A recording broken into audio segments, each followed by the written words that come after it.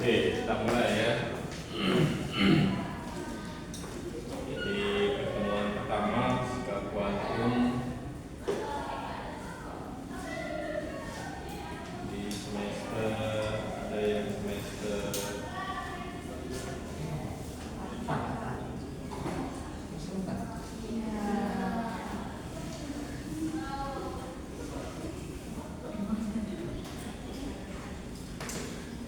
terus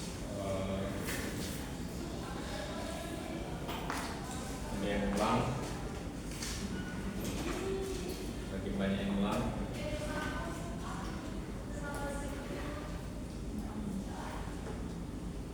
Oke, 3 SKS seperti biasa. Siapkan semuanya, siapkan mental.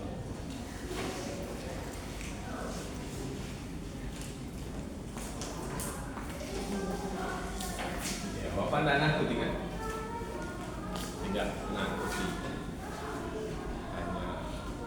hanya kasih warning, peringatan di awal. Daripada tiba-tiba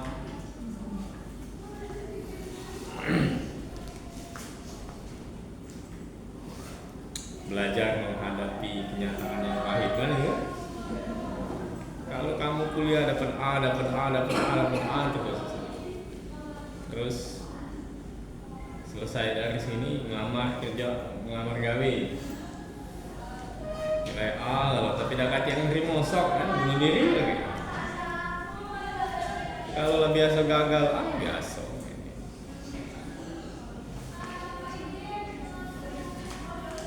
Kalau yang enak-enak ya nggak usah diceritakan, nggak usah diiming-imingi.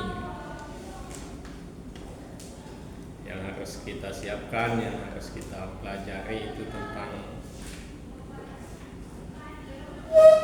keprihatinan, susah, itu yang harus dipelajari. Kalau yang enak-enak nggak usah dipelajari. Makan-makan itu nggak usah dipelajari. Yang harus dipelajari, yang harus disiapkan ya tadi susah. Bapak ingat almarhum ibu ngajari kalau yang enak-enak, yang gampang, yang mudah itu tidak usah dipelajari. Yang susah ini yang harus dipelajari. Karena memang hampir semua ya. Hampir semua perjalanan hidup itu tidak sesuai dengan yang diinginkan kan ini kan? Ya enggak? Mungkin si Taskia dulu pengennya masuk UI gitu kan? Tapi kenyataannya landing di UIN kan? Ya enggak, Taskia? Bahkan pengen masuk ya?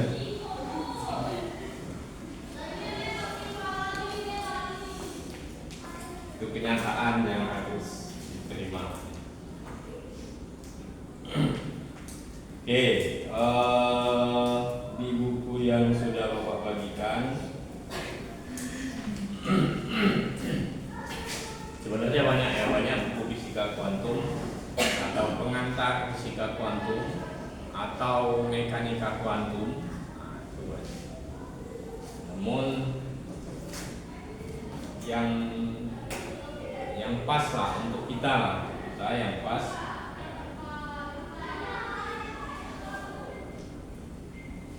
Bapak kira yang ini ya, di pengantar fisika kuantum karangan Pak Sutopo. Dari mana beliau?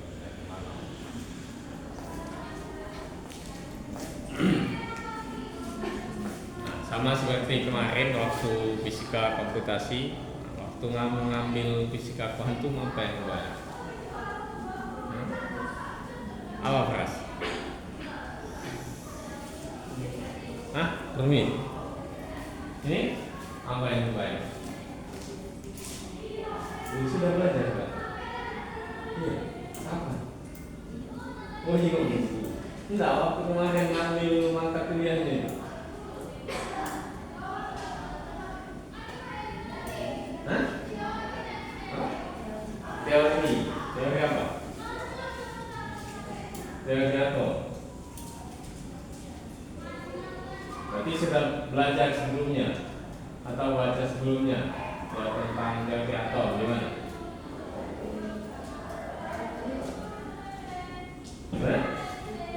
Buku Google.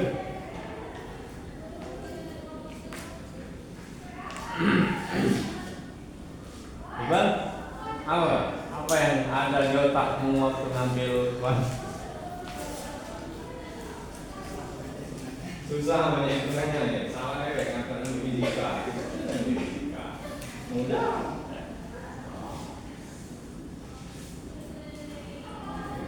Kalau susah ini, ya udah sama.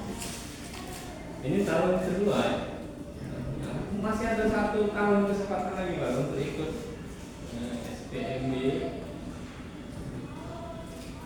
sertifikat ini.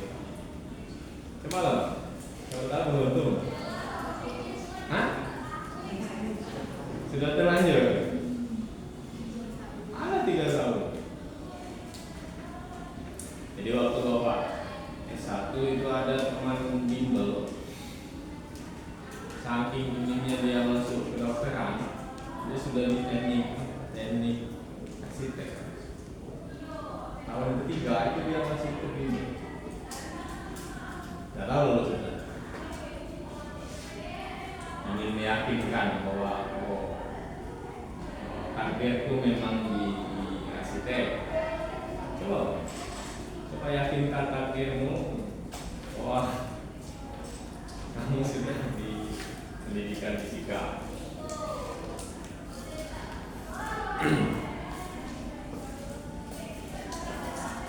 Oke, sebenarnya tidak terlalu sulit. Ya serius, dan bahkan tidak sulit. Serius.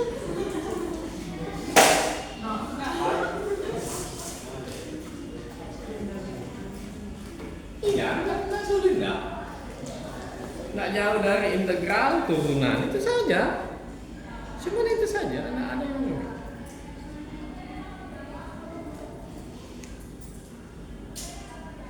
Jadi paling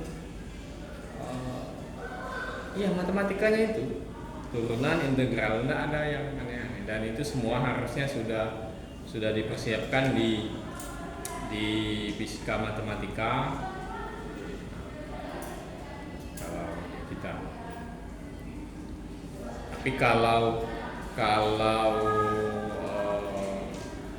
alatnya tadi tidak ada, nah itu yang sulit, yang jadi kendala kan itu. Integralkan dari A sampai B, fungsinya adalah sinus kuadrat X plus 2AB. Jangan nggak ini, nah itu yang sulit. Tapi kalau ada alatnya, paham menggunakan alatnya, tidak sulit. Artinya apa? Kalau kita punya kendala di alat itu, kamu belum bisa integral, belum bisa turunan, belum paham juga, ya itu yang harus dikejar.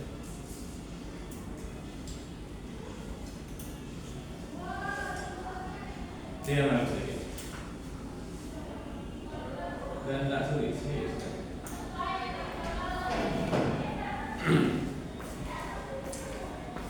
Materi pertama itu tentang radiasi benda hitam. Ini belum masuk di kuantum ya, belum masuk di kuantum. Ada beberapa gejala yang menjadi latar belakang munculnya teori kuantum. Jadi ini kita belum masuk ke kuantum. Jadi ada Ada yang pertama itu teori radiasi benda hitam.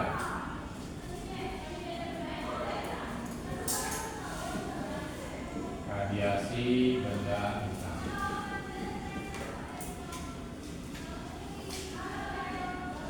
Nanti setelah ini ada yang di buku ya, walaupun banyak ya, tapi yang biasa digunakan untuk membangun sense tentang kuantum biasanya radiasi benda hitam dan efek fotolistrik, itu biasa ya, walaupun sebenarnya banyak. Jadi ada radiasi benda hitam, nanti setelahnya baru cerita tentang efek fotolistrik. Efek fotolistrik. Setelahnya baru kita masuk pelan-pelan ke kuantum.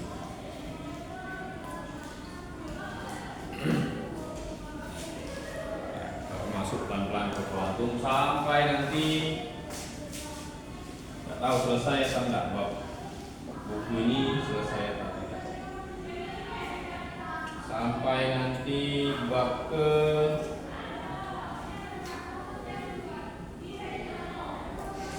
kalau selesai sampai bab ke-8 itu luar biasa. Momentum sudut dan elektron itu luar biasa. Setelahnya ada tentang gelombang materi dan ada ketidakpastian Heisenberg. Lalu metodologi dalam fisika kuantum, jadi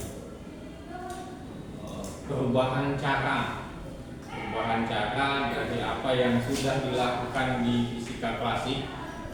Kita sebut sebagai fisika klasik karena ini awalnya perubahan fisikanya itu ya.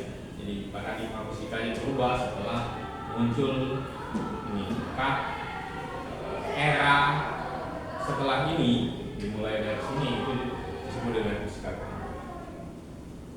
Ya, atau lebih luas itu fisika modern. Ya, ke belakang itu adalah fisika klasik atau fisika Newtonian.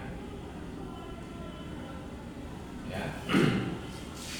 Nah, metodologi fisika kuantum nanti perubahan paradigma, perubahan cara melakukan perhitungan terhadap besaran-besaran fisis yang ada di fisika. Itu nanti dengarkan saja dulu, tidak usah terlalu serius kamu.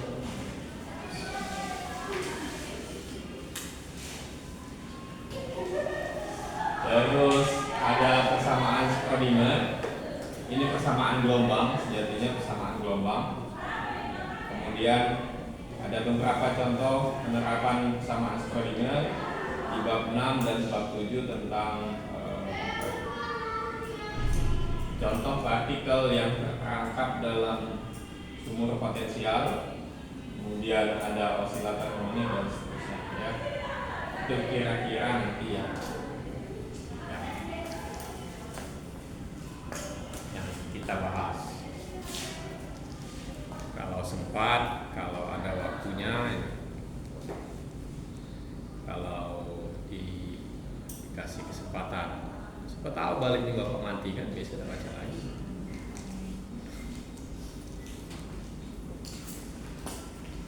Ya, nih. Jadi yang pertama itu radiasi benda hitam. Nah, biasanya kan supaya nggak terlalu sulit, nggak terlalu rumit, kan ini ada tiga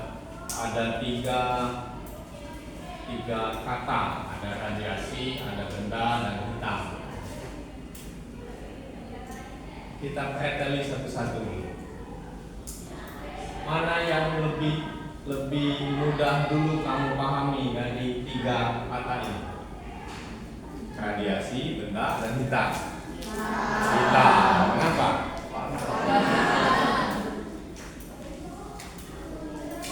Hitam. Kenapa hitam ya? Karena salah satu warna, kan ya? Hitam itu salah satu warna.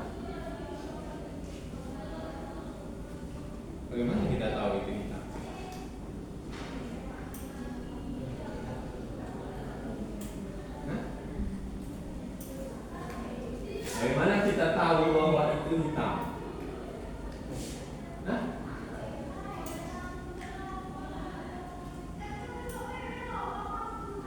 coba, bisa nggak keras telusuri? Oh, ini dari mana ya? Aku tahu bahwa ini hitam. Coba.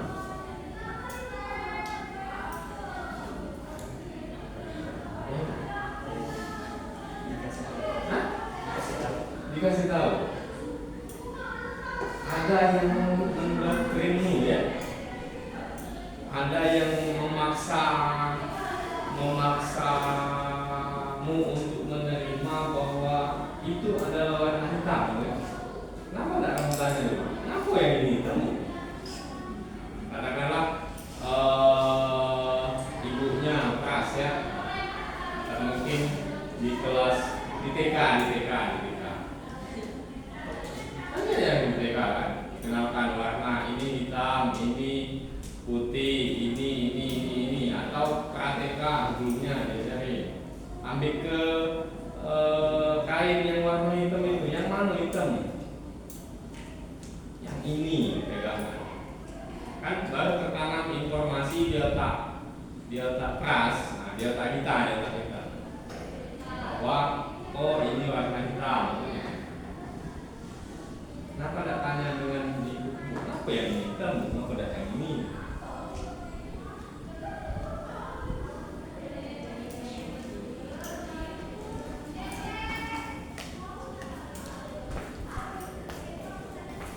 Kenapa? Coba kamu tanya. Kenapa?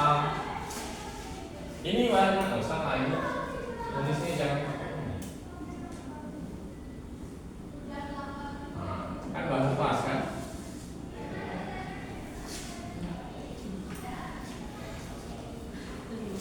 Ini hitam. Kita tahu bahwa ini hitam karena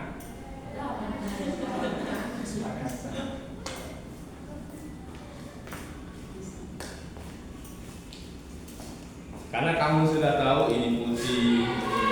Kalau sebelumnya tidak ada informasi atau semuanya warnanya seperti ini, apa kita tahu itu hitam? Tidak kan? Jadi yang putih itu bermanfaat untuk menyatakan keberadaan yang hitam dan seterusnya kan? Oke. Jadi yang pertama paling mudah dikenali adalah hitam. Salah satu jenis warna. Kalau dari fisikanya, dari besaran fisikanya adalah salah satu jenis warna yang mewakilkan ring daripada panjang gelombang. Jadi warna itu dia punya panjang gelombang. Warna hitam dia punya panjang gelombang. Panjang gelombang apa? Panjang gelombang elektromagnet. Itu kalau mau lebih. Tapi sederhananya ya itu warna apa? Ya. Terus apa lagi? Setelah hitam, benda. Apa definisi benda? Hah? Berwujud. Apa tadi? Memiliki massa. Apa lagi? Apa?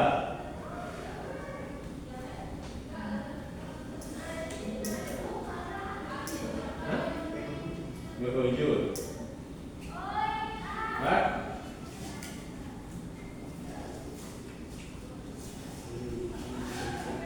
Memiliki bentuk.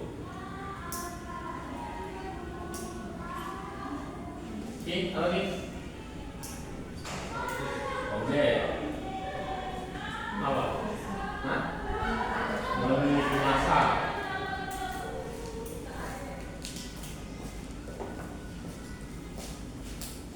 Apa nih?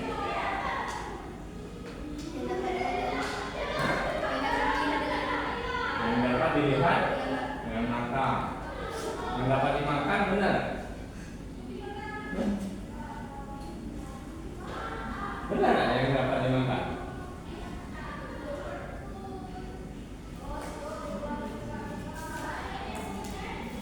Apa lagi?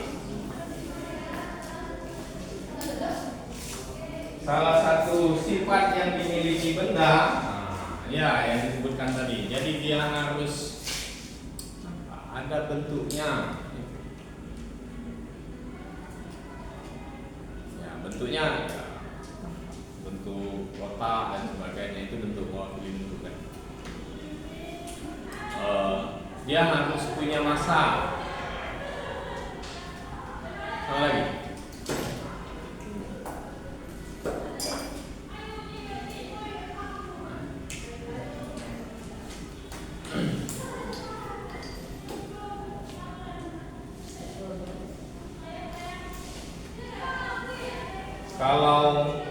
Kalau remote ini ada di sini, dia benda ada. Pada saat ini dia ada di sini, itu benda ada. Tadi sebelum pindah ke sini, ada di prodi. Katakanlah dari kemarin sampai jam 7 tadi ada di prodi. Itu benda ada. Dari kemarin sampai jam 7 tadi itu menyatakan apa? Prodinya itu menyatakan apa? Jadi keberadaan benda ini dia bergantung kepada ruang dan waktu, kan itu kan? Keberadaannya itu bergantung kepada ruang dan waktu. Wujudnya, adanya dia itu bergantung kepada ruang dan waktu. Kalau prodinya tidak ada dan ruang waktunya tidak ada, ruang waktunya tidak ada, ya mungkin dia ada. Termasuk kita.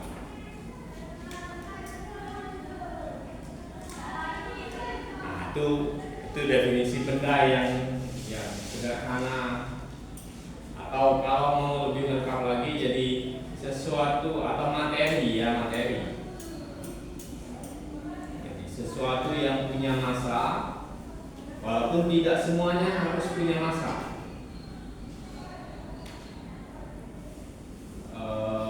Jadi sesuatu yang punya massa, kemudian dia menempati ruang dan waktu. Itu yang kita pahami sebagai benda. Ya, yang kita pahami sebagai materi. Oke. Jadi kalau benda hitam, bayangannya ya sesuatu yang berwarna hitam, itu saja.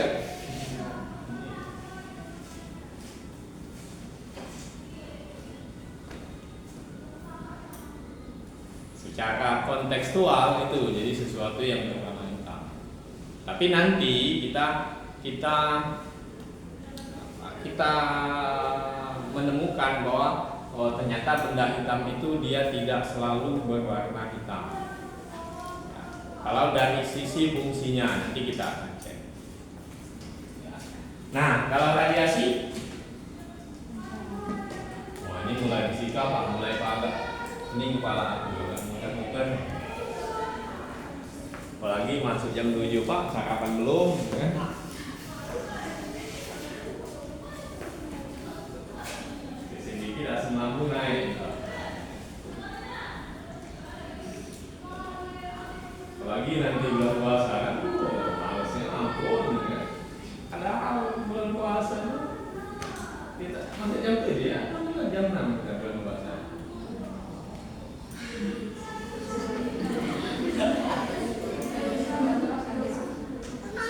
Justru aneh bulan puasa itu masuknya jam 8, baliknya jam 3. Justru aneh. Apa ini guna? Nah, masuk jam 8. Bangunnya kan jam 3 katakanlah. Atau kalau mepet-mepet jam 4 lah gitu kan. Sekarang kan subuh jam hampir jam 5 kan? Kalau wiridnya panjang setelah subuh itu biasanya sampai setengah 6. Bukan Bapak ada di masjid di sekolah panjang wirid sampai setengah 6 baru selesai. Kemungkinan puasa kaki kan masih gede juga, tidak jauh bedanya kan. Masa pergi ke kampus kan? Tapi kalau sudah sahur tidur lagi, kesiangan pasti. Terus jam 3 balik.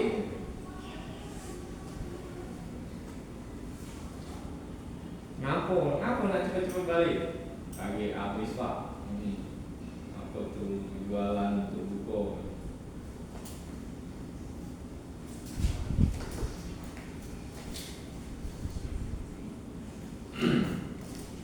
Oke ya, jadi kemungkinan ya kalau nanti masuknya jam 8 ya kita tetap aja jam 7 ya.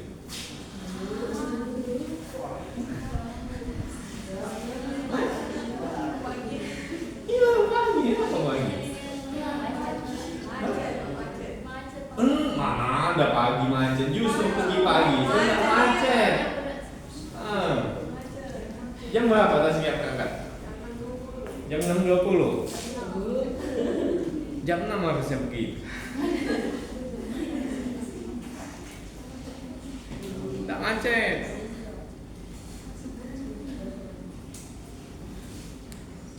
Bapak berangkat jam berapa? 5:30. Karena harus ngantar dulu anak yang kuliah di Unsri ke Bukit. Dia di Bukit jam 5:30. Dia sebenarnya masih bisa spare waktu sampai jam tujuan untuk nunggu bis, itu masih ada. Tapi nggak mau antri apa. Jam 5:30 udah sibuk. Jadi jam 5:30 dari rumah sampai Bukit sekitar jam 6-an. Sampai sini sekitar 6:15. Tidak baik bapak yang buka pintu gerbang.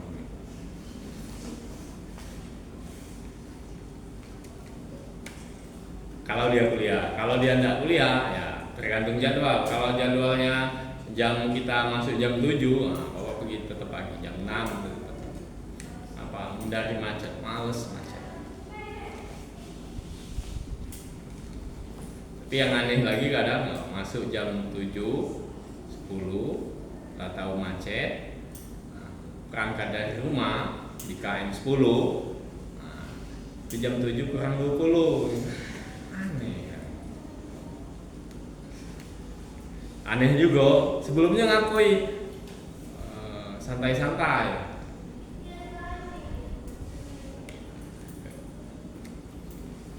Ya, oke, biasakan nggak telat ya. Sampai mana?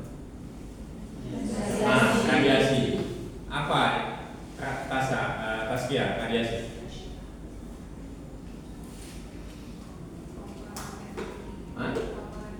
Paparan energi. Apa lagi?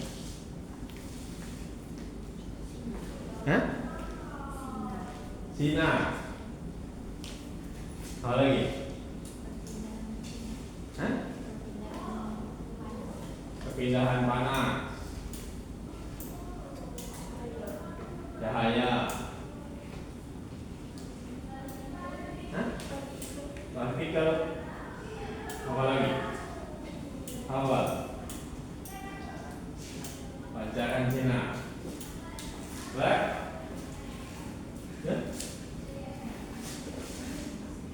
Soalnya itu apa ini?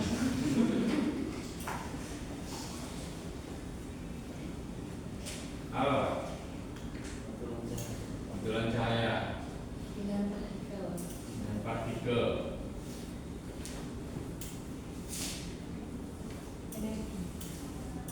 energi. Nah, biasanya radiasi ini ada dua saudara. Nggak tahu mana yang lahir duluan, tapi ada dua saudaranya dia. Apa saja? Biasanya.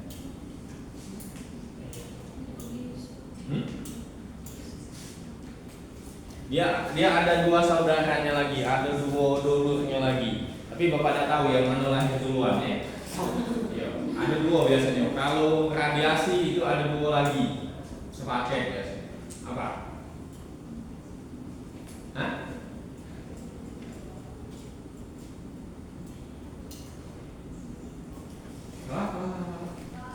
IPA SD.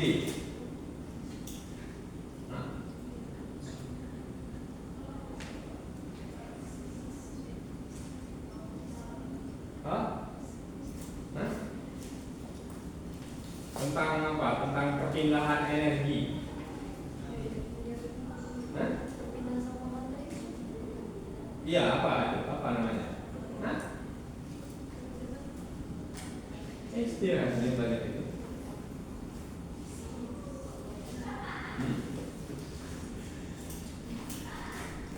Apa? Apa lagi? Hah? Dia ada dua saudara lagi. Hah?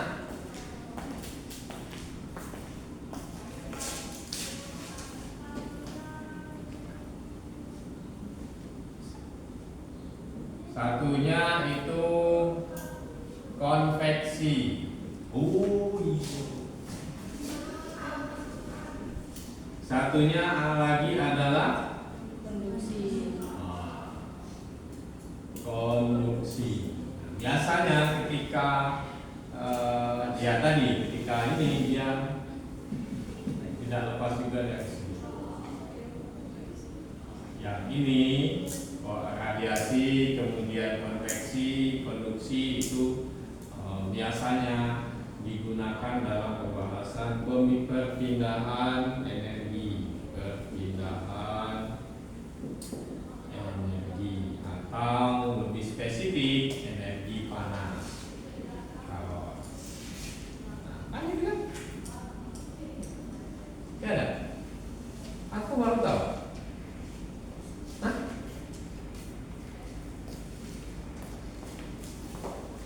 Kita baru tahu. Ingat tak? Ingat tak? Tidak pernah ketemu dengan dia. Belum. Ingat tak? Tidak pernah ketemu. Baru di sini lah kenalannya. Nenek? Ingat tak? Tak tahu tidak pernah ketemu. Oh, lupa. Itulah kalau papasan baik. Kecuali mengenal baik, kalau mengenal baik akan selalu ingat. Ya, kalau mengenal baik itu akan selalu ingat. Kalau sudah kenal, tapi kalau cuma lewat atau cuma lewat lihat fotonya, tidak tahu.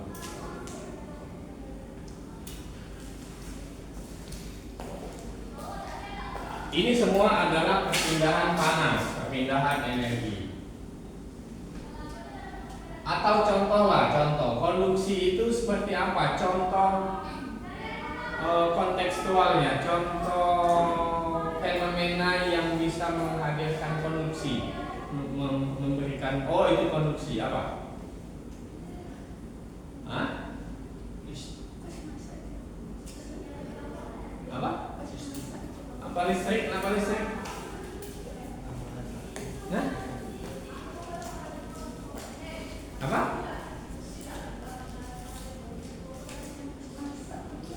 Masak apa masak?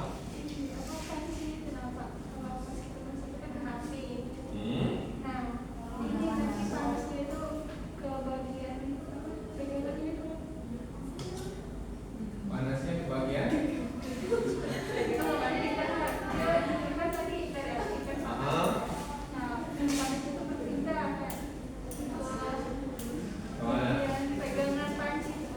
Pegangan panci.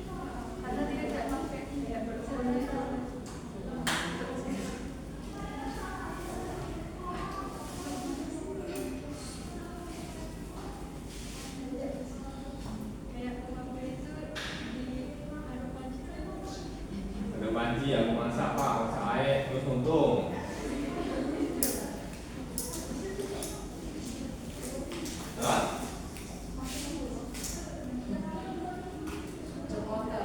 Apa yang motor? Susah. Tidak, kan di parkiran, jangan panas. Jadi panasnya itu ke motor dari panas. Pindahan. Itu konduksi. Iya. Apa? Apa? Hah?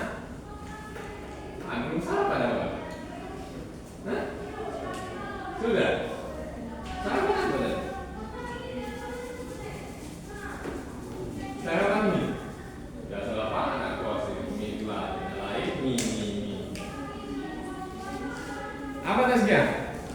Konduksi. Belum pikir.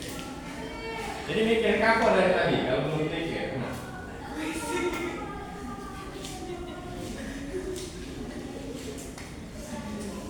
Jangan luang sayang. Ayolah, silakan bikin dulu di sini apa dulu.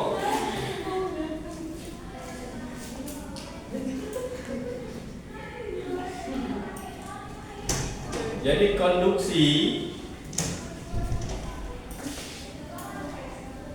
nih ya, ada di listrik kan ya tentang kan ada konduktor kan? Apa konduktor itu? Menghantar panas kan kondak kan ini. Konduktor itu nama yang menghantarkannya kan gitu kan. Konduksi itu nama fenomenanya kan gitu. Kalau konduktor itu dia menghantarkan panas ya. Contoh konduktor apa? Apa? Besi. Apa lagi? Tembaga. Emas. Kalau plastik? Kayu? Isolator. Jadi kalau konduktor itu yang menghantarkan panas, namanya menghantarkan itu ada yang sesuatu yang berpindah dari satu tempat ke tempat yang lain, itu menghantarkan. Jadi konduktor itu menghantarkan panas, kalau konduksi adalah perpindahan panasnya. Melalui apa? Melalui konduktor. Atau konduksi ini adalah perpindahan panas yang dia memerlukan zat perantara atau ya media perantara. Jadi kalau tadi ngomong masak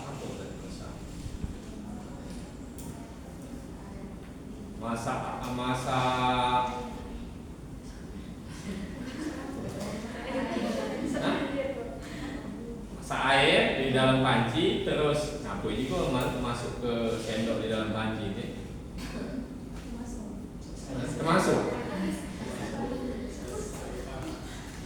Jadi rambatan panas dari ujung sendok yang kita masukkan di air yang hangat atau kita bakar di ujung dengan lilin. Kan kita di awal di ujung sendok yang kita pegang itu awalnya dingin kan? Tapi karena yang ujung satunya dibakar lewat lilin dengan lilin, lama-lama panas yang dihasilkan pembakaran yang di ujung ini akan lama-lama akan sampai ke tangan kita kan? Nah, itu yang disebut dengan konduksi. Oke? Sudah kenalan? Ya. Ya, itu disebut dengan konduksi. Kalau konveksi ini juga perpindahan panas. Tapi yang seperti apa?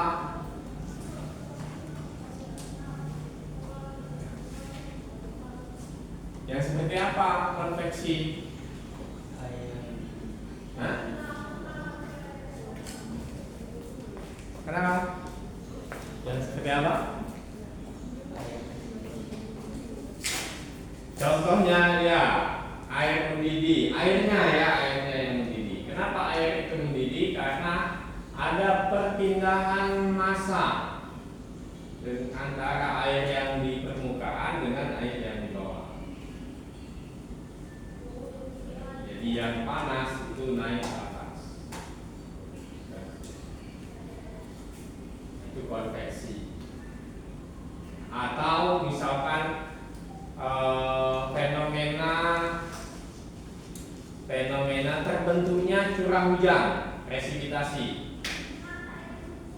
Kan dari matahari yang menghangatkan laut, nanti lautnya akan menguap. Pak, aku tidak pernah di sini. Naiknya apa?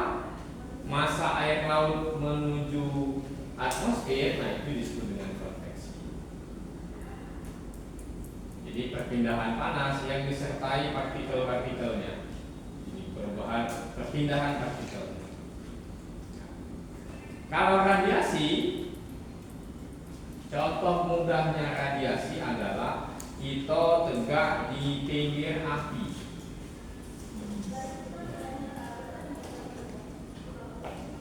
Itu contoh mudah radiasi. Jadi kita terpapar panas lewat apa? Ya, contoh mudahnya itu radiasi. Ya. Jadi radiasi benda hitam ini nanti ceritanya, walaupun sebenarnya judulnya belum ada. Ya, judulnya ini terakhir, judulnya belum ada. Kita belajar, oh ini dikasih judul radiasi benda hitam. Awalnya tidak ada judul ini. Ya. Jadi kenapa sampai muncul?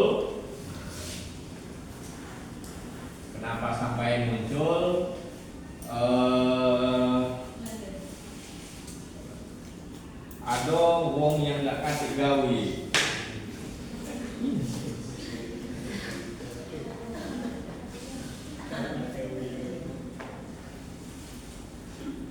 Salah juga tadi ngomong nggak kasih gawe.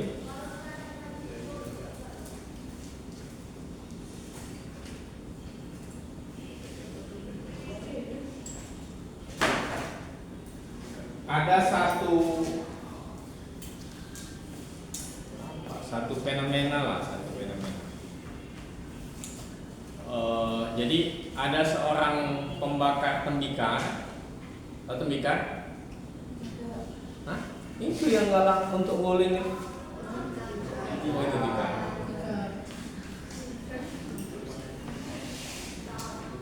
Awas neng, tembikar. Petikar. Oh ya. Iya itu kan? Itu kan? Tembikar.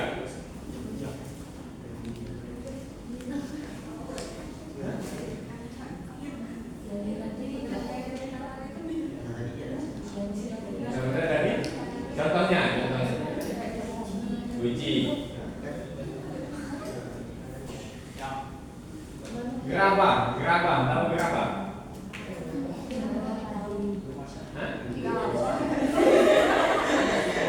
Makan dulu.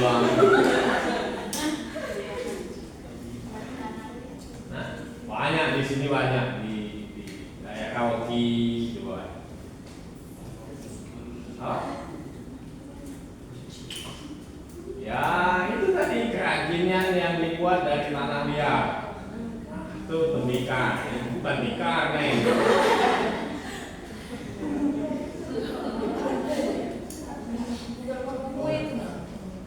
Apa? Kalau bahasa kerennya apa? Keramik. Bukan keramik ini, ada perubahan makna lagi. Kalau dulu keramik itu adalah ya tadi hiasan. Sebenarnya dia bukan hiasan, tapi di Indonesia itu dijadikan sebagai hiasan pajangan di rumah-rumah. Makanya itu difungsikan untuk yang ada yang bentuknya teko dan sebagainya, itu memang untuk minum. Tapi karena ukurannya kecil, itu difungsikan di Indonesia sebagai hiasan. Hasilnya kan enggak kan? Di Cina, di Jepang itu kan dipakai untuk minum. Tapi kalau orang Indonesia serakah, minumnya banyak, ya kan? Ada minum yang sedikitnya banyak. Kurang puas langsung jadi botolnya kan? Nah itu tembikar ya. Jadi seorang pembakar tembikar itu dia mencatat. Jadi kan proses pemasakan tembikar atau pembuatan genteng dan sebagainya kan itu kan dibakar kan? Nah, dia mencatat bahwa mencatat apa ya? panas yang digunakan untuk membakar itu dengan panas dengan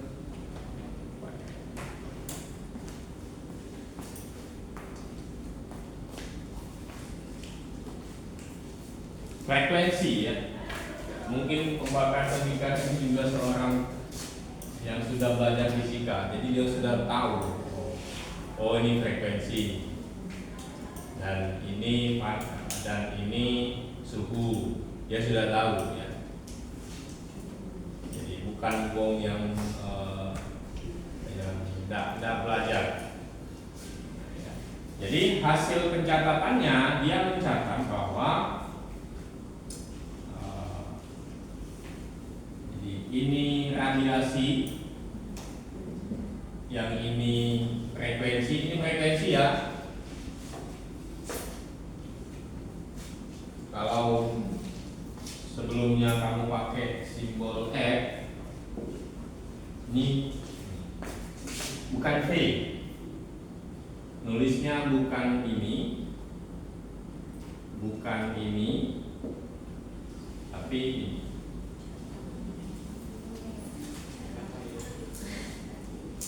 Ini V yang memulai, bacanya nu.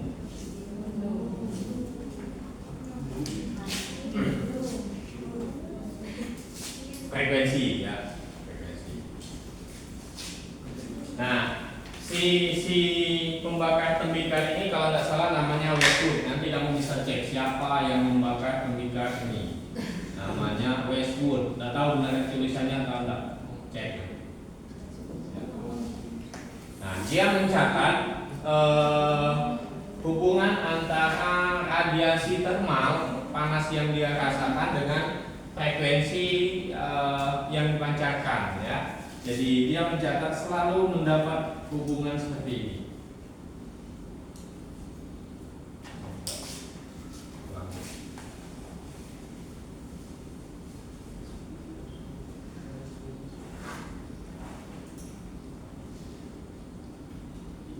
Selalu dia mencatat seperti ini.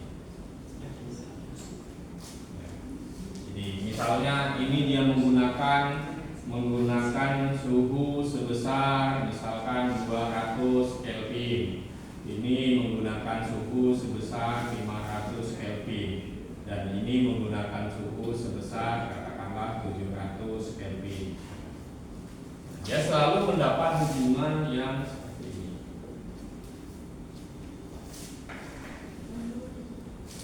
Ini hasil eksperimen, ya, hasil eksperimen. Nah, hasil ini kan juga menunjukkan bahwa walaupun lama-lama kita berada di dekat api unggun, kita tidak akan terbakar.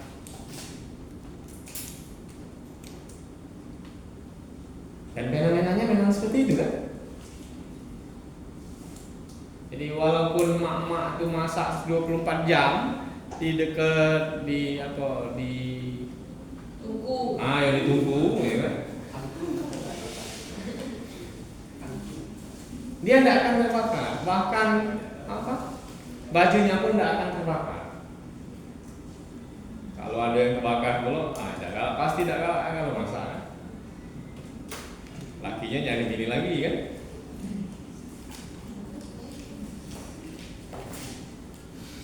Dan itu sesuai ini kan ceritanya kan. Jadi walaupun kita berada lama-lama di dekat api unggun, kita tidak akan terbakar. Aneh nggak? Walaupun masak terus di dekat kompor itu, tidak akan terbakar. Aneh. Hah?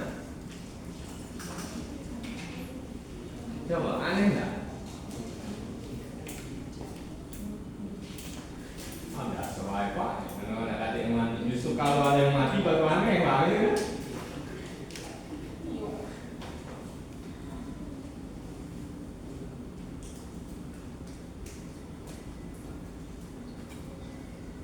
Aneh.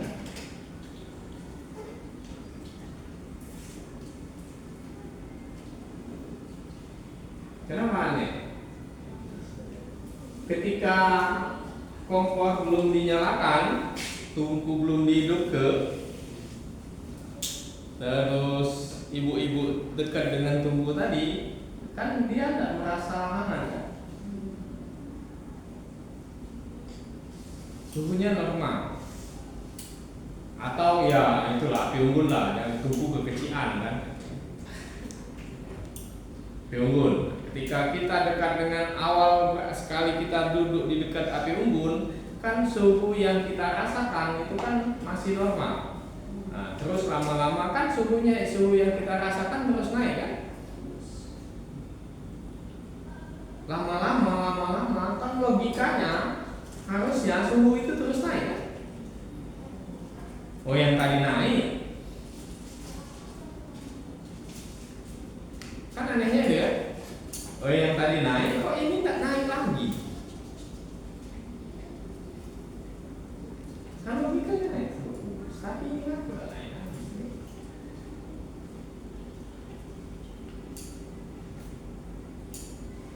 Itulah kita misalkan harusnya kan badan kita ini naik terus kan, tinggi terus kan, tunggu terus kan.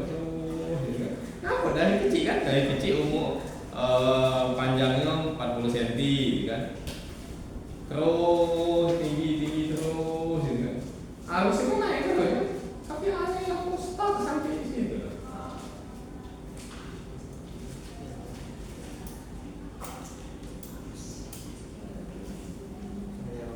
Hah? Ya tapi kan itu melanggar apa? Melanggar logika ya.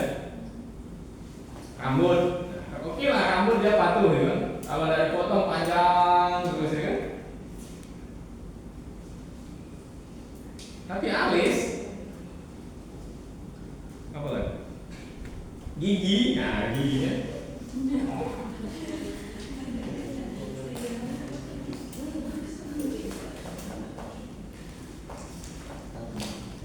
Nah, ini juga yang mengganggu pikiran si Westwood. Kenapa ketika kita lama-lama di depan api unggun, di dekat api unggun, atau di dekat tungku pembakaran ini, kita tidak terbakar, tubuh kita tidak terbakar. Setelah dicatat, dia dapat grafik yang seperti ini. Ini grafik hasil pengukuran dia, hasil eksperimen dia, bukan hasil dari teori yang sudah ada. Kan waktu itu sudah ada kan fisika kan. Jadi sampai sebelum munculnya fisika kuantum, hukum Newton itu merajai hukum fisika waktu itu. Sama dengan hukum dengan teori elektromagnetik. Jadi hampir semua permasalahan fisika itu bisa diselesaikan dengan hukum Newton.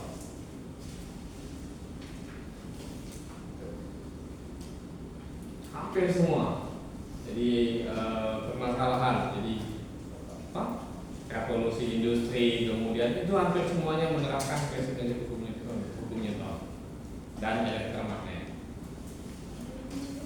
Sampai, nah ketika ini muncul, ya, ketika fenomena ini muncul, baru mulai ada sesuatu yang harus diubah, cara pandang yang harus diubah. Nah, kenapa? Karena hukum fisika waktu itu dia tidak bisa menjelaskan ini.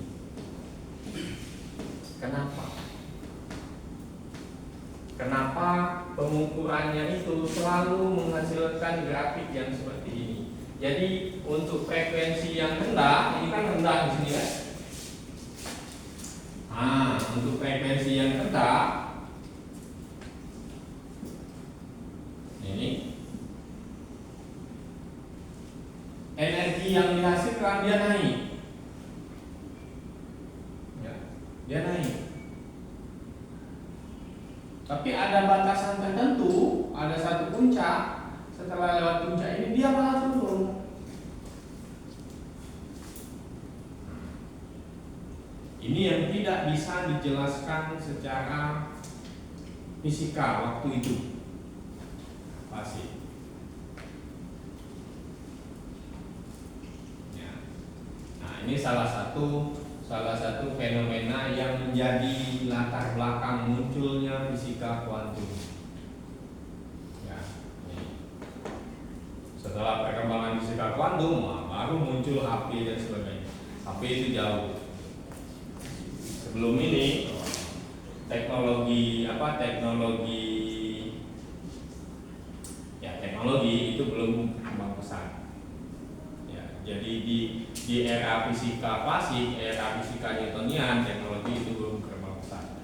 Perang dunia waktu itu masih komunikasi, masih menggunakan radio yang pakai tabung.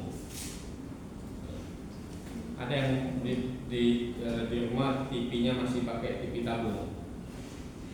Nah, TV biar tidak kaki lagi Pak, ini lah HP kalau ini kan.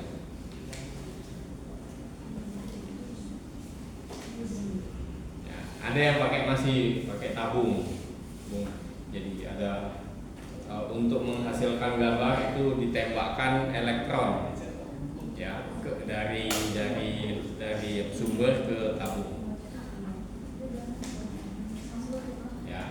Atau kalau di dusun-dusun masih ada mungkin, ya, masih ada. Nah, masih. Hah?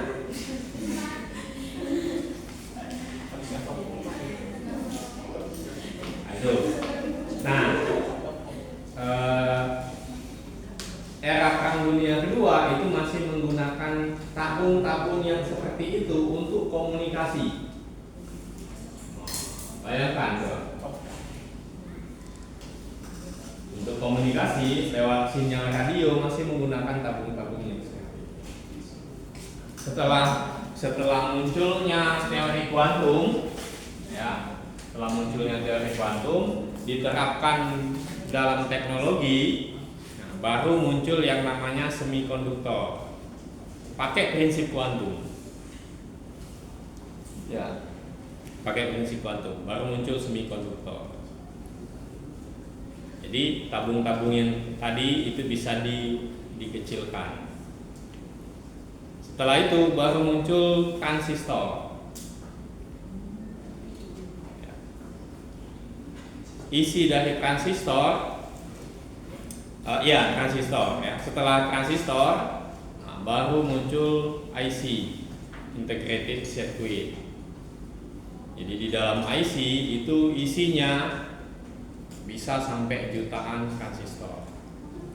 Baru muncul komputer, laptop, HP yang kita pakai sekarang. Nah, jadi cikal bakalnya ya ini. Kalau si Westwood ini tidak ada mulai kepentingan dulu, mungkin kita tidak ketemu kan dengan HP yang sekarang.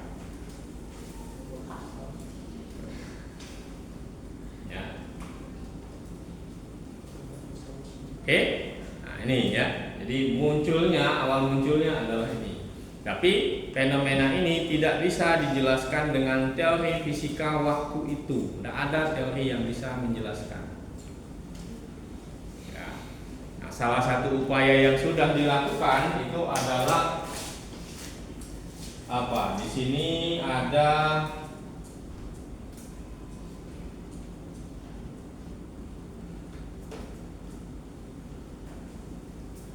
Maxwell yang mencoba menjelaskan ya nanti. Nah sekarang kenapa dia disebut sebagai radiasi benda hitam? Nah itu di gambar 1.1. Itu ilustrasinya ya, ilustrasi dari sebuah benda hitam. Nah, jadi di sini ada sebuah bola. Ini bola atau lingkaran? Tapi kalau ketika Bapak ngomong bola tadi kamu langsung bola aja. Padahal kamu bisa protes, Pak itu lingkaran. Ya anggaplah ini bola ya. Bola. Terus di sini kita kasih lubang yang sangat kecil. Nah, lapisan bola lapisan dalam bola itu dilapisi dalam kulit dalam bola itu dilapisi dengan permukaan yang reflektif yang bisa memantulkan cahaya dengan sempurna. Salah satunya adalah misalkan aluminium, ya, aluminium foil. Nah itu dilapisi di dalamnya. Ya.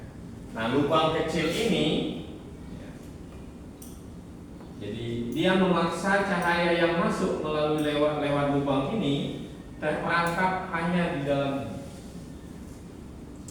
Kan bentuknya kan seperti ini. Hukum pemantulan kan kalau ini bidang, kalau tegak lurus dia akan balik lagi kan itu. Nah, kalau dia dari sudut 45 terhadap bidang datar, maka dia akan kembali lagi dengan sudut 45 kan itu. Jadi kalau permukaannya lengkung seperti ini, nah, dia akan ya mantul. Ya. Jadi dia terperangkap di sini. Ya. Nah, setiap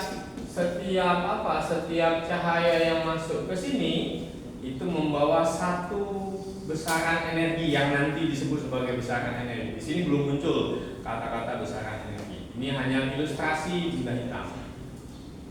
Ya, ilustrasi benda hitam. Jadi ada sebuah lubang atau rongga atau bola tadi yang di dalamnya kita lapisi dengan permukaan reflektif. Nah, kemudian kita buat lubang sekecil mungkin yang memungkinkan cahaya tetap terperangkap di dalam sini.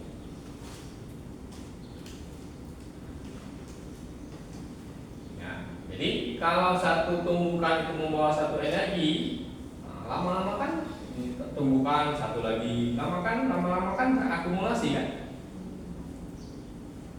Ya kan? Sederhananya, lama-lama di dalam sini akan panas kan? Radiasinya itu akan naik yang tadi kan? Tapi grafiknya dia seperti ini.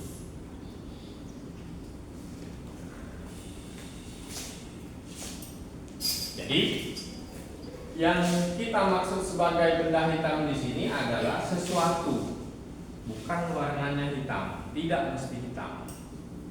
Ya, jadi sesuatu yang bisa menyerap atau memantulkan semua energi yang tertuju kepada dia. Jadi kalau dia diberikan energi, disinari, maka sinar itu seluruhnya akan diserapnya.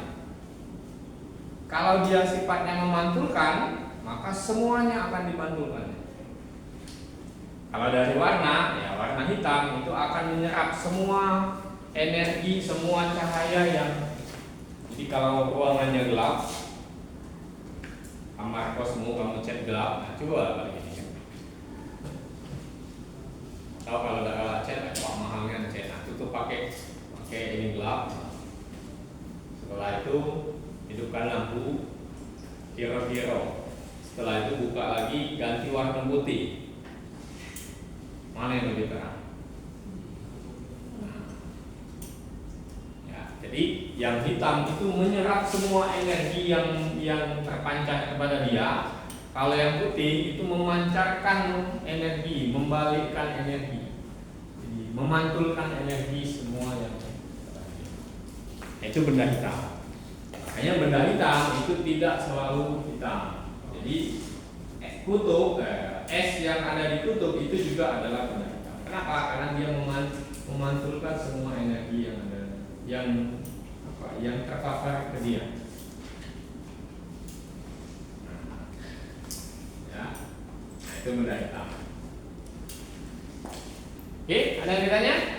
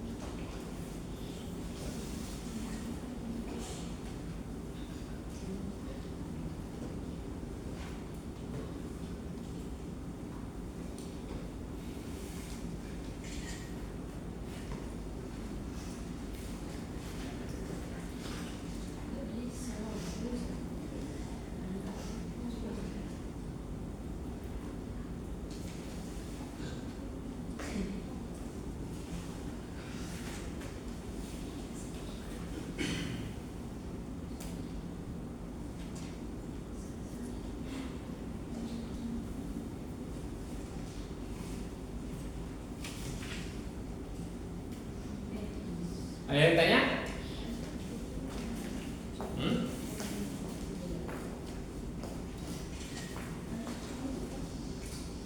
Tidak ada? Lanjut? Hah? Belum lapar? Ini yang ditanya.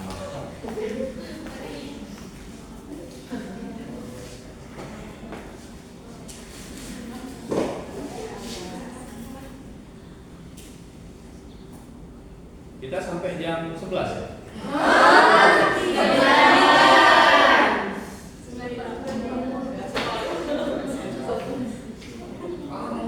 Protesnya kalau diajak belajar.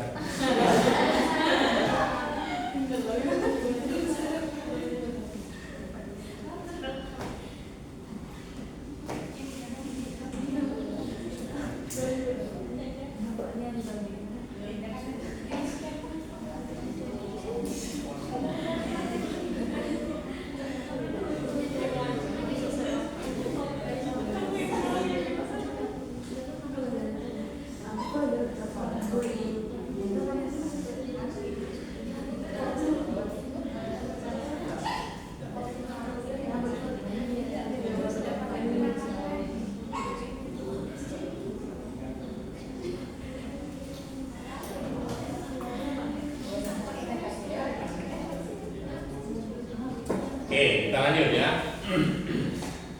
Nah, jadi dari fenomena ini ada beberapa yang mencoba untuk menjelaskan bagaimana ini terjadi ya. Bagaimana ini terjadi. Salah satunya adalah Wien. Bukan Pak Win, bukan ya. Pak Win. Wilhelm Wien kalau tidak salah namanya. Tapi yang dia dapatkan adalah di bagian puncaknya saja. Ya. Karena selalu seperti ini, si Wilhelm Wien itu mendapatkan di bagian ini saja. Jadi dia peroleh bahwa dia selalu mendapatkan bahwa frekuensi maksimum itu adalah alpha T. Ini adalah tetapan Stephen Boltzmann ya.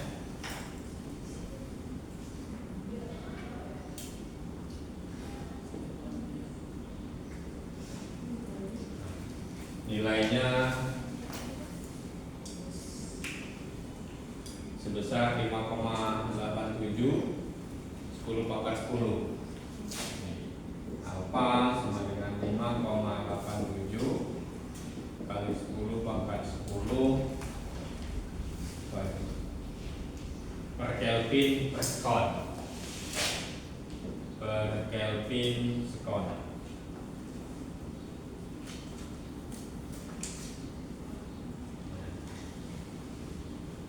Si Wilhelm Wien itu selalu mendapatkan ini. Ini satu harapan. Jadi dia tidak bisa menjelaskan secara utuh semua ini, tapi dia hanya dapat di bagian puncaknya saja.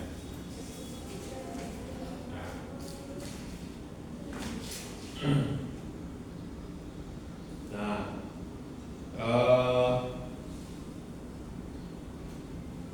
kemudian si Stephen Boltzmann itu juga coba menjelaskan. Jadi si Wilhelm Wien ada Stephen dan Boltzmann ya. Stephen Boltzmann ini juga coba menjelaskan ini ya, bahwa dia menemukan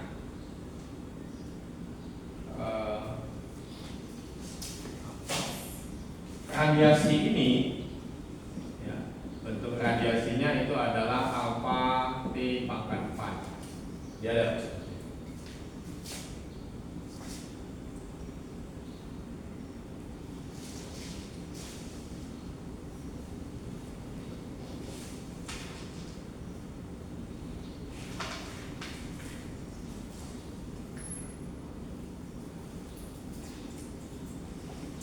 itu si Boltzmann namanya. Jadi radiasi yang dipancarkan oleh sebuah benda hitam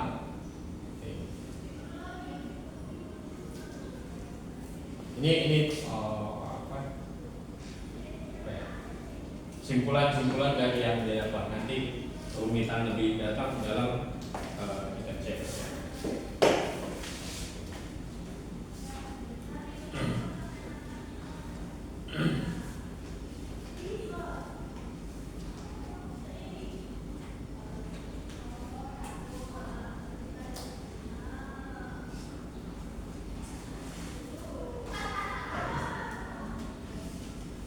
Oke, ada masalah? Hah? Tidak ada? Nah, kemudian baru kita lanjut ke bagaimana mereka mendapatkan itu, ya, mendapatkannya. Jadi ada bagian rumusan teoritisnya di sana, ya. Nah, karena ini sesuatu yang baru, kan itu kan? Ini sesuatu yang baru, fenomena ini, maka untuk menjelaskannya, untuk menguraikannya, dibuatlah beberapa definisi. Dibuat beberapa definisi untuk menjelaskan ini. Karena kan tadi fisika pada saat itu tidak bisa menjelaskan fenomena ini. Tidak ada satu ilmu fisika pun yang bisa menjelaskan ini. Nah, untuk bisa menjelaskannya, maka dibuatlah beberapa definisi. Yang pertama di sana ada istilah distribusi rapat energi spektral. Gunakan ada? Didefinisikan suatu fungsi distribusi, fungsi. Ya. Ada fungsi distribusi yang disebut dengan distribusi rapat energi. Ya. Kalau rapat energi apa maksudnya? Kalau rapat massa apa maksudnya?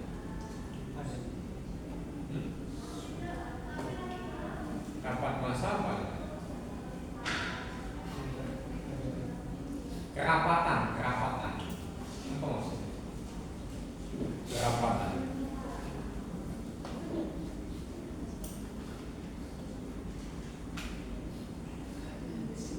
Hah?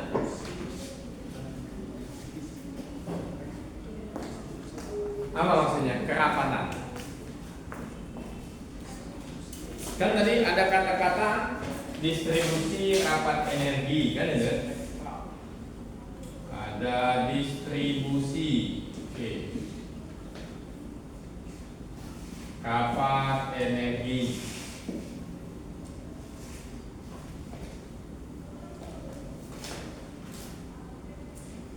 Nah, ini apa? Kerapatan. Supaya mudah nanti. Apa kerapatan?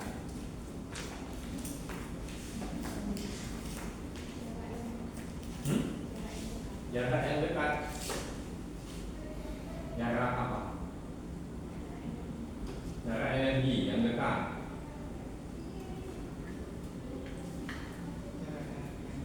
Tidak memiliki baik. Tidak memiliki rongga. Itu.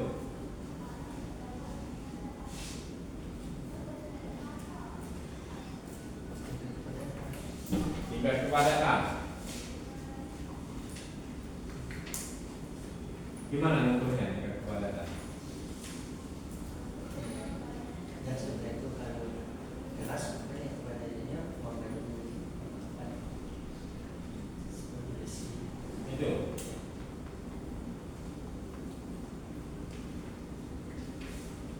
Kalau kamu di kelas ini rapat nggak? Apa ya? Kalau Bapak minta hitung berapa kerapatan kamu di kelas ini?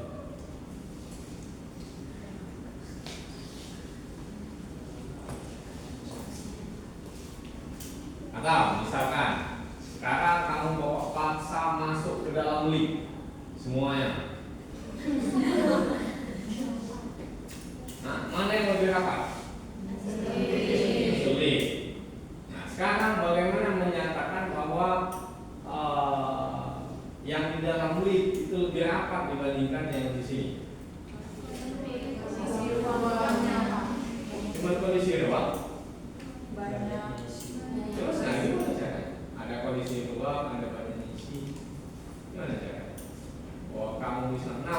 kasih Pak nilainya ini yang menunjukkan di list itu lebih rapet. Tidak usah maksud kami dalam list.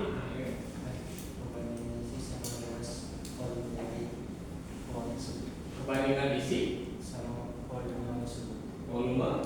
Dari uang tersebut. Coba. Misalnya kalau Ukur, perkirakan ruangan ini berapa? Coba.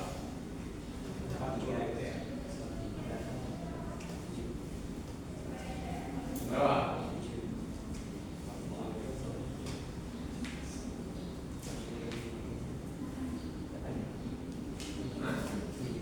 Ayo, berapa?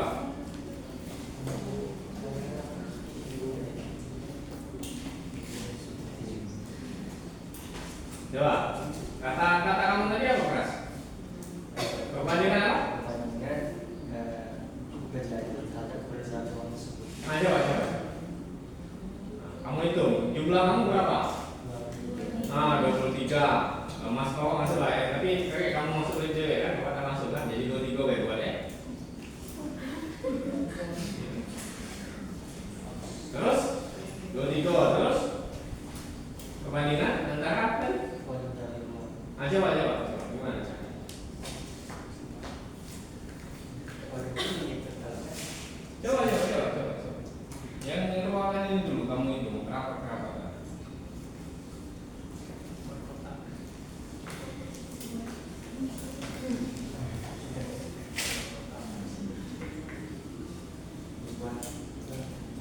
Ya terserah, pokoknya Bapak pengen dapat bahwa nilai yang menyatakan itu adalah kerapatan di kelas ini dengan kerapatan di list.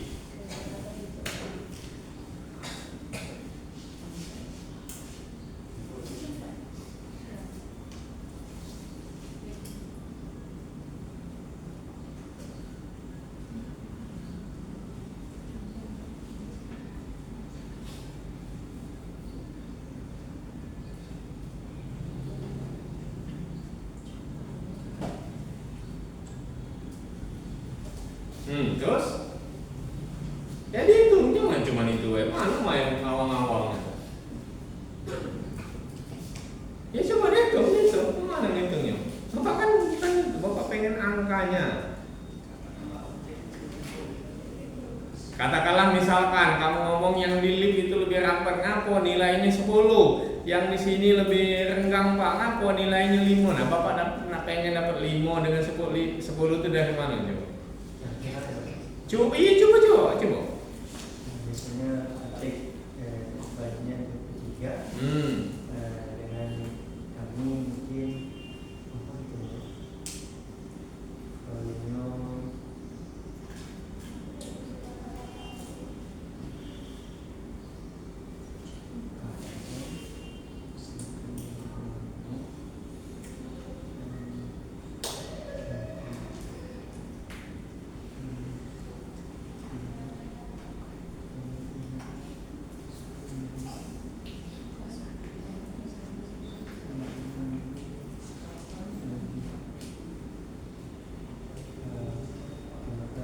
Volume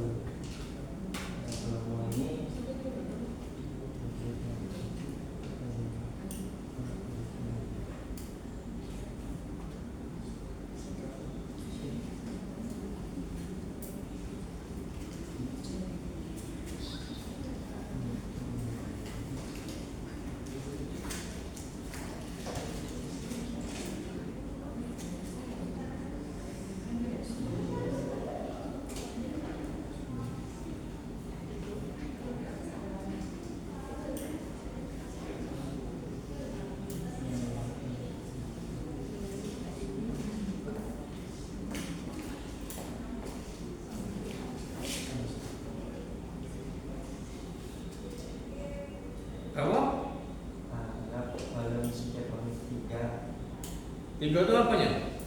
volume kami.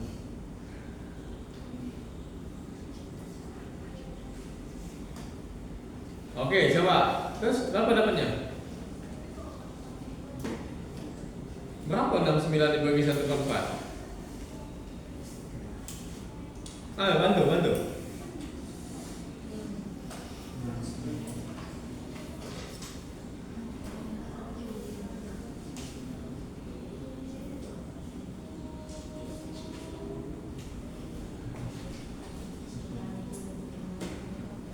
Berapa?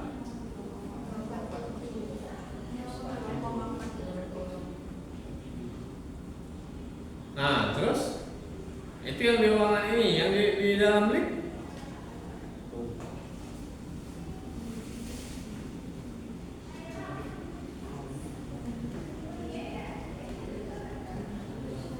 Balik Bapak.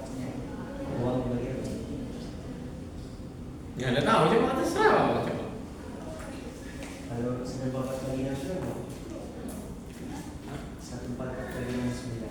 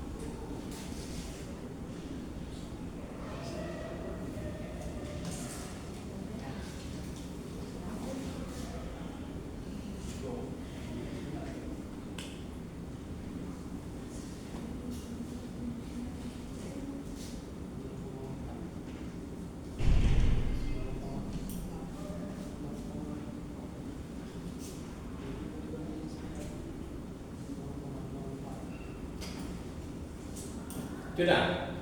Mana yang di ruangan ini, mana yang di lift? Itu di bawah, yang di bawah yang di lift. Oke, yang di atas mana nilainya? Coba lihat nih.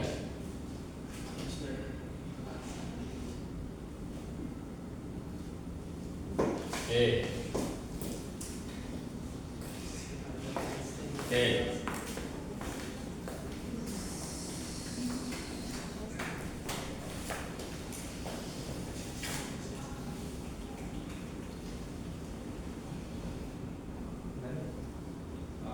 Sebelum ini tadi,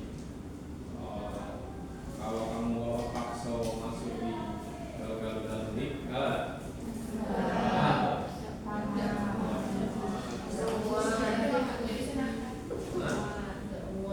Oke lah, kalau di lift, di ruang bawah. Kalau masuk dalam itu kalau masih ada lagi kok. Kenapa?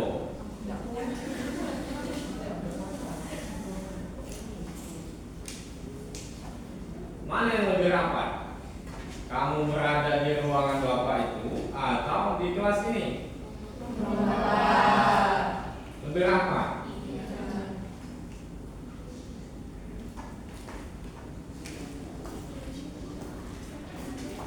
Mana yang lebih besar? Ini atau ini?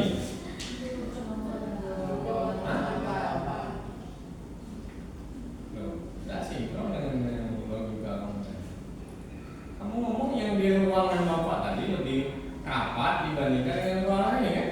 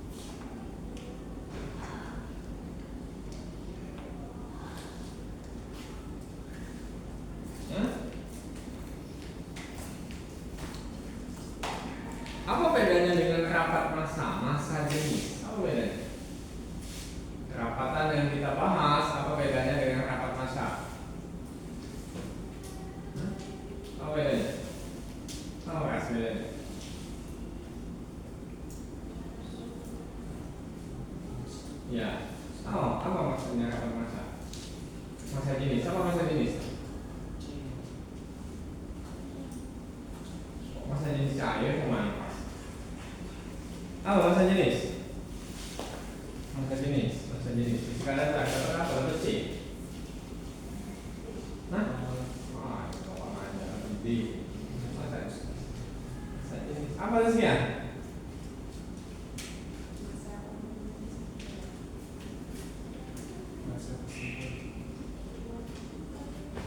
Apa?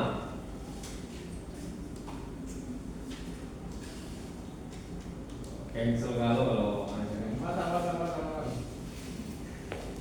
C. Hah? Masa persatuan volume.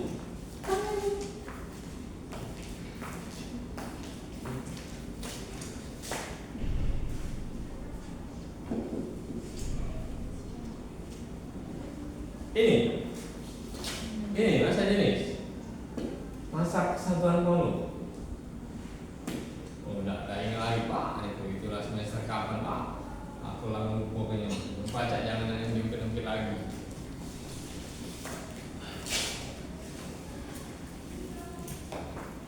Masa persatuan volume. Masa persatuan volume. Banyaknya massa yang berada pada satu volume tertentu, kan itu kan? Ya kan ceritanya? Berapa massa yang ada di dalam volume itu, kan itu kan?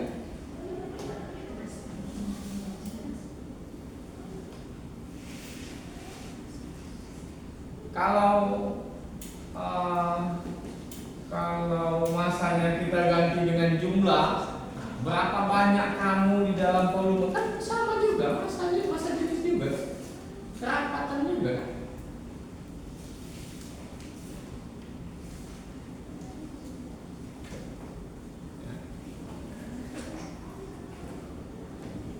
Jadi massa jenis, kerapatan massa, atau lebih umum kerapat, ya jumlahnya, jumlah apa itu kalau misalkan ini adalah orang, nah jumlah orangnya terhadap volume ruangan ini.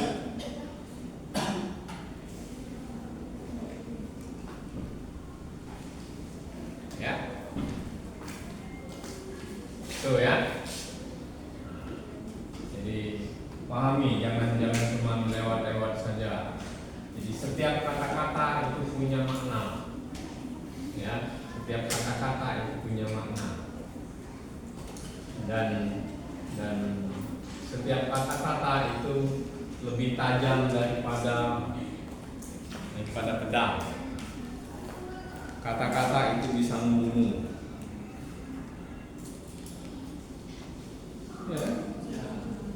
Ya, kata-kata itu bisa membunuh.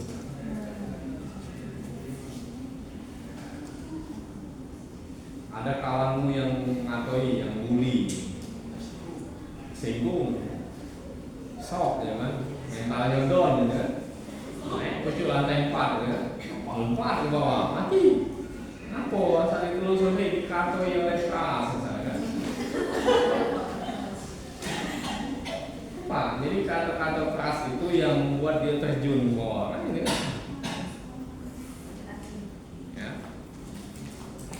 Nah itu ya, jadi pahami. Jadi, nah, kenapa Bapak bukakan yang ini, kita bahas yang ini, rapat massa ini, supaya kamu punya gambaran ketika kita ngomong rapat energi. Oh, ini tidak jauh beda dengan ini. Kalau ini rapat massa persatuan volume, maka rapat energi adalah energi yang dimiliki dalam satu volume. Tetapi itu saja maksudnya. Jadi apa? Kamu tidak rumit, ini aku lagi rapat energi, kan? Tetap sama definisinya. Nah, jadi rapat energi itu identik dengan rapat massa persatuan volume, dengan energi persatuan volume. Bahasa matematikanya energi dibagi volume, itu bahasa matematikanya.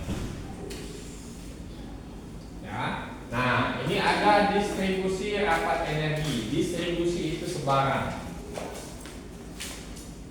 Ya, sebaran. Jadi, kalau distribusi rapat energi berarti sebaran kerapatan energinya, sebaran energi di setiap volume terhadap volume. Ya, tuh. Jadi itu yang pertama didefinisikan sebagai distribusi rapat energi. Simbolnya, nah, lihat saja simbolnya tetap rho yang digunakan di sana. Ya.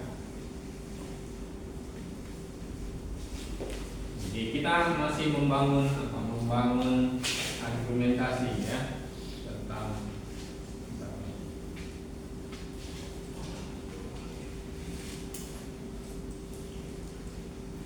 jadi ada rho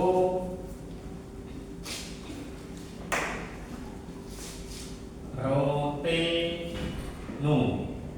T ini menunjukkan bahwa ini adalah rapat energi thermal. Ya. Ini nu. Nu itu artinya rapat energinya itu bergantung kepada frekuensi. Ya, ini adalah distribusi rapat energi. Ini definisinya, distribusi rapat energi. Sama dengan tadi. Jadi jumlah ini, jadi jumlah energi per satuan volume.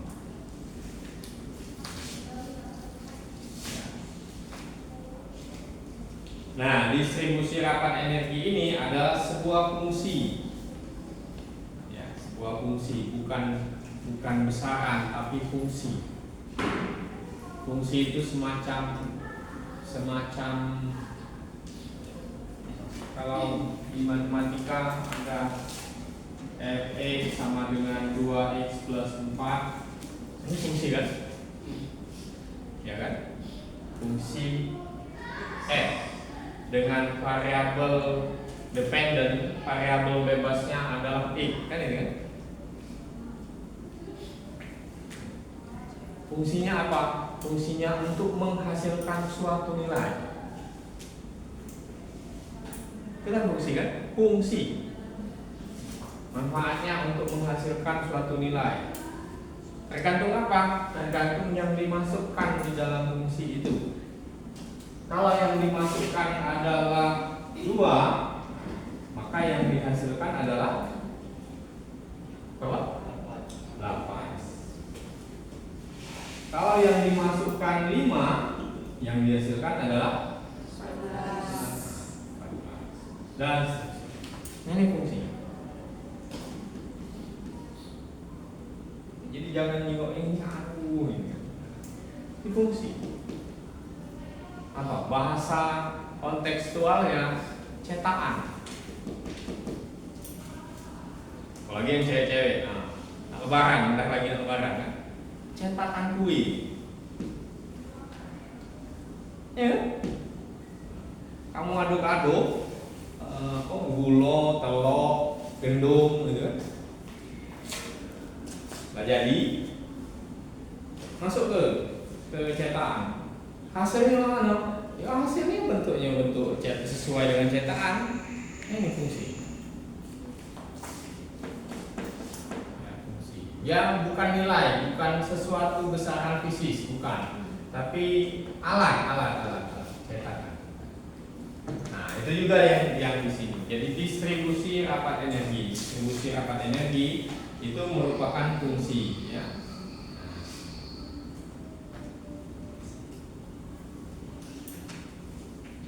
Nah jadi kalau distribusi rapat energi disimbolkan dengan rho T nu, maka rho T nu D nu, rho T nu D nu, ini menyatakan energi persatuan volume rongga yang bertemperatur T, ya kan bertemperatur T kan, disumbangkan oleh komponen spektrum dengan frekuensi dari nu. Nah, ya. Frekuensinya dari nu sampai nu plus d nu. D nu ini perubahan kecil. Jadi kalau ini ada batasan, ini nu, ya, ini adalah d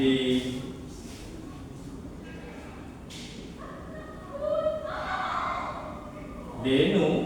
Nah, maksudnya itu adalah dari sini sampai sini. Ya, jadi dari nu sampai nu plus d nu. Yang nu itu ya itu. D nu itu ini. Itu kan bahasa yang sedikit elegan lah ya. Padahal aslinya kan mending kepala kan soalnya kan. Aku tidak nunjuk itu dari sini sampai sini kan ya. Ya, jadi ini ya. Jadi rapat energi yang disumbangkan oleh frekuensi, ya, dari frekuensi dari nu sampai sini. Ya, yang ini maksudnya. Kalau ini nu, yang sepanjang ini d nu. Jadi dari sini sampai sini. Maksudnya distribusi rapat energi yang ada di daerah sini.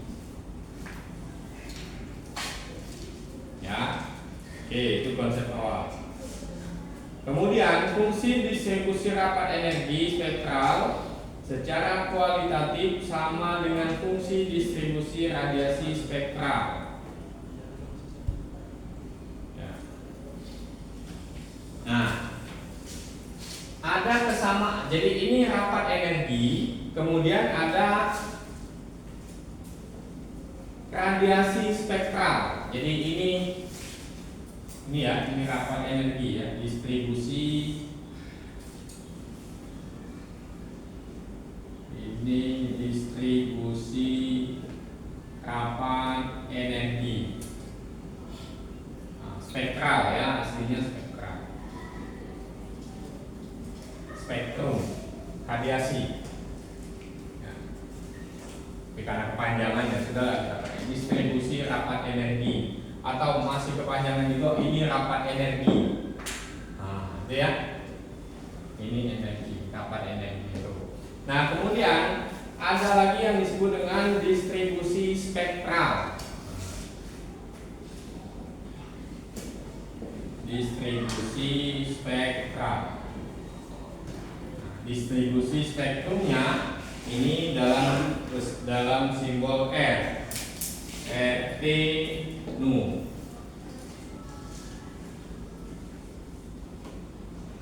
Jadi ini adalah yang menyatakan energi, ini menyatakan rapat energi. Oke. Jadi sekali lagi ini adalah energi. Energi apa? Energi spektrum, energi radiasi. Distribusi radiasinya. Nah, ini adalah kerapatan radiasinya. Oke. Jadi kalau tadi ada massa, ada rapat massa. Ya. Sama? Ada massa, rapat massa? Enggak.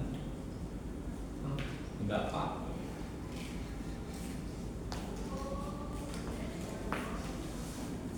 Bisa? Bisa, ada rapat massa Pak, aku dengar ngomong Pak ngomong rapat massa, kalau aku nih tidak dapat lagi Pak.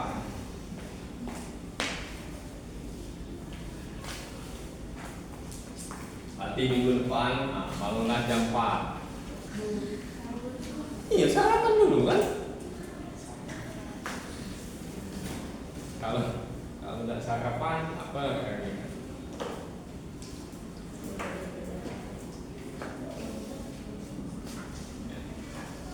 Oke, nah jadi ini rapat energi.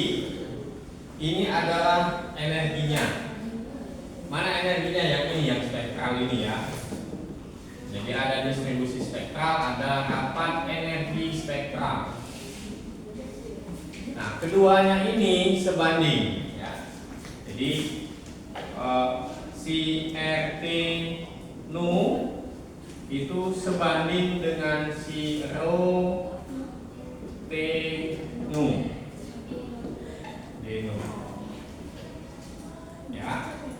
Nah, pembandingnya itu adalah C per 4. Detailnya nanti kita cek dari mana dia dapat C per 4. Pembandingnya C per 4. Nah. Jadi ini menceritakan bahwa si rapat ya, energi spektral ini itu sama dengan sebanding dengan rapat energi spektral. Itu ceritanya. Maksudnya kalau kita ngomong rapat energi spektral, ya itu mirip dengan mirip dengan energi spektral. Ya.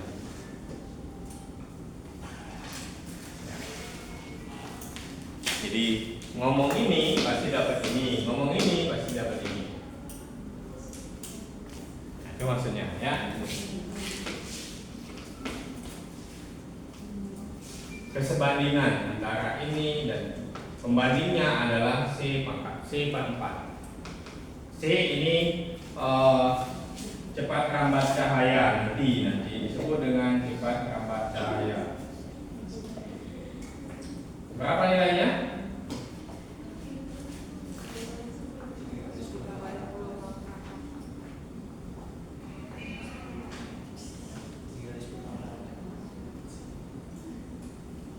Satuannya?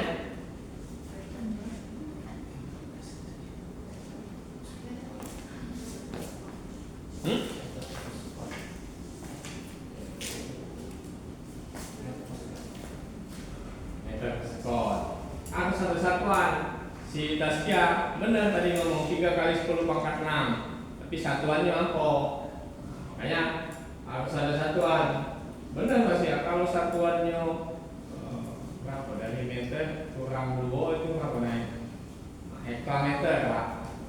Hektometer per sekon. Boleh. Kalau 10 pangkat 3 kali 10 pangkat 8, satuannya harus meter per sekon. 3 kali 10 pangkat 8 meter per sekon. Ya, C. Nih ya. Jadi ada distribusi rapat energi spektral dan ada distribusi spektral. Dua ini sama tapi berbeda. Berbeda tapi sama. Ya. Beda tapi sama. Beda ini tapi sama kayak dia. Macam pinang dibelah dua. Tahu pinang dibelah dua. Pakai pisau tapi jangan pakai sinsu. Kalau pakai sinsu hancur dia. Atau telur lah, kalau pinang tetap itu. Kamu telur, tadi rebus, setelah masak, kamu bagi dengan kawan, dibelah dua. Pakai pisau. Ya. Yang kedua ini, satu bagiannya adalah ini, satu bagiannya adalah ini. Hanya butuh pembanding, ini pembanding C per 4. Ya. Oke? Ya. Jadi hari ini dulu. Alhamdulillah.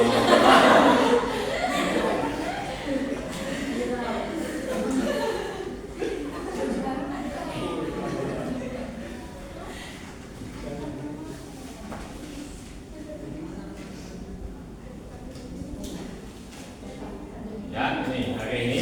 Jadi ini adalah energi spektral, ini adalah rapat energi spektral.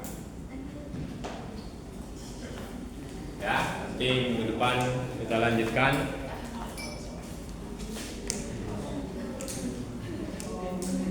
Datang pagi. Hah? Jam 8 apa jam 8? Kalau lamanya Bapak nunggu di prodi jam 8.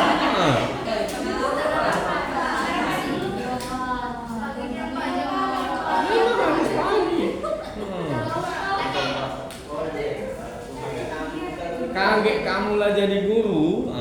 Coba jam berapa apa siap kan? Nah, itu.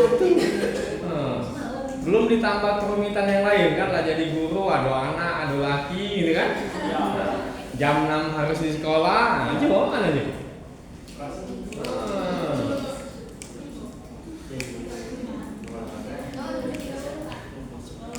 7.30. Jam inilah ya, oke lah jam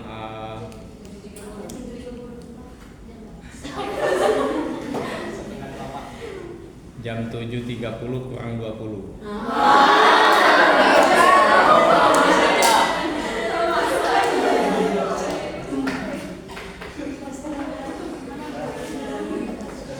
Ya, kamu berdoa saja bahwa Bapak akan telat-telat dikit gitu kan. Tapi kalau Bapak masuk ya tetap kita mulai. Bapak masuk jam 7.10 ya tetap kita mulai jam 7.10 kan gitu kan. Hanya saja ndak enak kalau datang telat. Serius, ndak enak. Makanya Bapak kadang lebih suka datang duluan. Lebih baik Bapak nunggu. Jadi tahu ceritanya. Tapi kalau datang telat, kasololo nih kita tuh cak dijingok wong terus.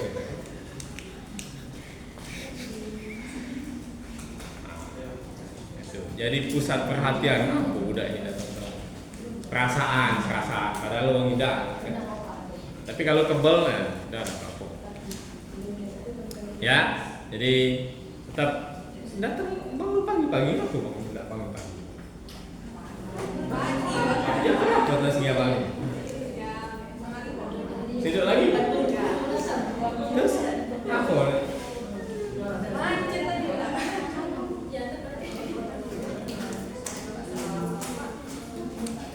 Setengah 8 kurang 20 ya.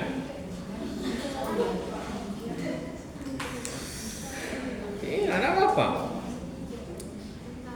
Senang kalau justru kalau mata yang berat-berat ini Bapak minta pagi setting kelas. Jangan siang. Kalau siang ngajarnya males gitu kan.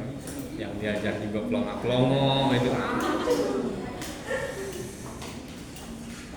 Mikirnya lah berat. Tapi kalau pagi kan ya. Oke, ada yang tanya? Oke, sampai sini